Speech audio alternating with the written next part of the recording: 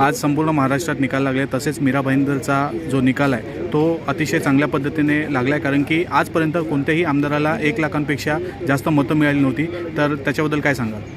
बघा, हे जे मताधिक्य मिळालं आहे हे जनतेने दिलेलं आहे. जनता पूर्ण उतरले मेहतांसोबत. कोणी त्याला चेंज करू शकत नाही. कोणी चिकन वाटा, दारूच्या बाटल्या वाटल्या, कोणी जय श्रीराम बोललं, कोणी पब्लिकला बेवकूफ बनवलं. ह्यावेळेला पब्लिक बेवकूफ बनलं नाही.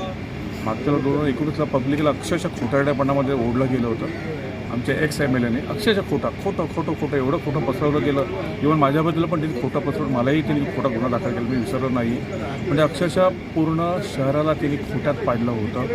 मी मुझफ्फर हुसेनला याबाबत अजिबात त्याला मी दोष देत नाही, तो त्याच्या वतीने बरोबर होता. पण मागच्या MLAने जे आमच्याबरोबर जो गेम खेळला 5 वर्षात, तोच गेम जर त्यांनी पब्लिकसाठी आणि जनतेसाठी आणि शहरासाठी काही केलं असतं ना, तर कदाचित त्याला हे दिवस आता परत बघायला लागलेलं असेल. आणि मला पूर्ण कॉन्फिडन्स होता सकाळपासूनच या बाईचं डिपॉझिट जप्त झालं पाहिजे, तिला ही शिक्षा आहे. म्हणजे जनतेला कळलं पाहिजे की काय असतं, काय हालत होते. ॲक्च्युली देव तिला अक्षरशः म्हणजे मला बोलायला तोंडात मला भलतंच काय येतं, पण बोलू शकत नाही मीडियासमोर. पण त्या बाईने खूप अन्याय केला आहे माझ्यावर, माझ्या परिवारावर आणि आमच्या शहरावर. हे मी कधी विसरू शकत नाही आणि विसरणार नाही. देव तिला बरोबर शिक्षा देईल, कारण आम्ही शिक्षा देणार एवढं मोठं झालो नाही. तो शॉट द्यायचा आहे, तो देव परमेश्वर देईल.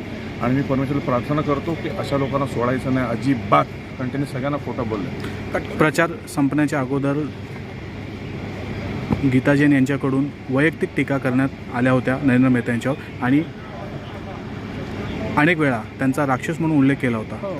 या संदर्भात तुम्ही ह्या सर्व टीकेला पॉझिटिव्ह कसं घेतलं?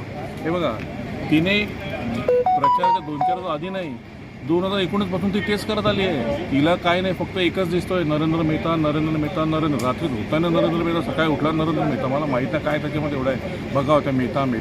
अरे तू हाच फोकस जर तुझ्या कामासाठी म्हणजे शहरासाठी यूज केला असता किंवा विकासासाठी यूज केला असता, शहरासाठी काय तर स्कीम आणल्या असत्या, तर कदाचित हे दिवस आणि ही वेळात आली नसली. जेव्हा बघा त्या नरेंद्र राक्षस आहे, व्यभिचारी आहे, भ्रष्टाचारी आहे. अरे एक पण सिद्ध केलं का तू? कोणाच्या तरी खांद्यावर बंदूक ठेवून त्याला फायर करायला दिली आणि त्याला पुढे करून तू सगळा गेम खेळलीस आहे, आम्हाला माहीत नाही का? आज तू बाई आहे म्हणून तुला बोलू शकत ना. तुझ्या जर पुरुष असला असता ना, तुला बेधडक शिव्या दिल्या असत्या मी. पण काय माहिती आहे, एक स्त्री आहे, मान सन्मान करतो स्त्रीचा. तुला त्याची जाणीव झाली असेल आणि आज होईल जाणीव की खोट्याचा काय परिणाम होता. आता येणारे 5 वर्ष कशी असेल तुला भोगावे लागतील, कारण जेवढं खोटा केलं आहे ना तेवढं तुला सहन करावं लागेल. कारण आमची अवस्था काय माहिती आहे का? आम्ही 5 वर्ष बेगुन्हा होतो. बेगुन्हा म्हणजे आरोप नसताना आम्हाला जेलमध्ये टाकलं गेलं, अशी आमची हालत होती. अक्षरशः आम्हाला उगाचच कारण नसताना पिडलं गेलं आहे. ते विसरणार नाही आम्हाला बदला घ्यायची आमची भावना नाही. पण तुम्हाला रिअलाइज झाला पाहिजे कोणावर अत्याचार करणं. आणि माझं हेच पुन्हा म्हणणं आहे, नरेंद्र मेहता राक्षस म्हणतेस ना, मग तुझ्या घरात किती राक्षस आहेत ते तू विचार करायचं. दुसऱ्यांवर बोट दाखवायच्या आधी स्वतःकडे 3 बोटं असतात, लक्षात ठेवायचं. दुसऱ्यांना आरोप करण्याआधी आपण किती व्यभिचारी, आपण किती शिस्तभंग आहोत किंवा आपण किती अति संस्कारी आहोत ना, हे तुम्ही आधी लक्षात घ्यायला पाहिजे. कोणाला आरोप करताना विचार करून करायचे असतात. शेवटच्या काही दिवसांमध्ये गीता जैन यांच्याकडून धार्मिक मुद्द्यांवर निवडणूक लढण्याचा प्रचार झाला, त्याच्यावर काय सांगाल? तिने आम्हालाही म्हणजे मला अक्षरशः तिने तर असं दाखवलं ना, काही माझे जुने फोटो काढले की मी कोणाच्या इफ्तियारीला गेलो, मग मला तिने कोणा थ्रू असं हे फेसबुकला टाकलं की हे देशद्रोही आहेत, म्हणजे मुसलमानाबरोबर बसतात. अरे तू पण 10 वेळा मुसलमानावर गेली आहे, तू पण ते टोपी घालून आणि ते काय म्हणतात ते शॉल, आपले शॉल म्हणतात त्यांच्यात काय म्हणतात मला माहीत नाही, ते घालून तू फिरले, म्हणजे तू पण देशद्रोही झाली का?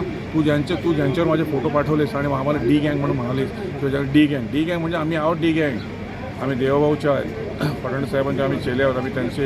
आम्ही ते आमचे आदर्श आहेत. त्यांच्यासाठी डी म्हणालेशील ना, तर चूक आहे तुझी, लक्षात ठेव. आणि दुसरी गोष्ट, तू किती चुका केल्यास ना, तू किती इफ्तियार पार्टीला गेलेस ना, आता आम्ही दाखवलं. तर काय झालं, आम्ही काय असं काय चुकीचं केलं नाही अजिबात. पण तुम्हाला बोलताना शिस्त असायला पाहिजे होती. कोणाला कुठले आरोप करायचे? अरे स्वतःवर आरोप कर ना, तुझ्या कार्यकर्त्यांचा ना. तुझे कार्यकर्ते काय धिंगाण्याकडे रात्री 8 नंतर माहिती आहे का तुला? किती लोक चेक नाकायला भेटतात 10 नंतर माहिती आहे का तुला? पण आमचं ती सवय नाही आहे. कोणी गाय मारले तर आपण मराठीमध्ये म्हणतात ना, गाय मारले तर आपण वासूर मारून नये, अशी पद्धत आमची नाही.